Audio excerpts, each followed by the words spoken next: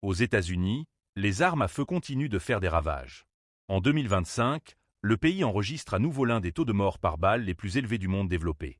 Selon les données compilées par le Gun Violence Archive, plus de 40 000 Américains ont perdu la vie par arme à feu cette année, qu'il s'agisse d'homicide, de suicide ou d'accident. En comparaison, la situation européenne reste bien différente. Le taux d'homicide par arme à feu y est environ 20 fois plus faible. En moyenne, on compte 0,2 morts par arme à feu pour 100 000 habitants dans l'Union européenne, contre plus de 4 pour 100 000 aux États-Unis. Et la Belgique? Le pays reste dans la moyenne européenne.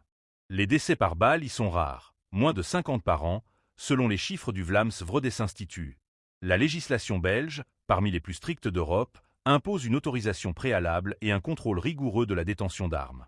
Cette différence s'explique en grande partie par la culture du port d'armes. Aux États-Unis, le droit de posséder une arme est inscrit dans la Constitution à travers le deuxième amendement. Résultat, plus d'une arme par habitant, un record mondial. En Belgique, on en dénombre environ 17% habitants, soit 5 fois moins. Mais cette liberté a un coût.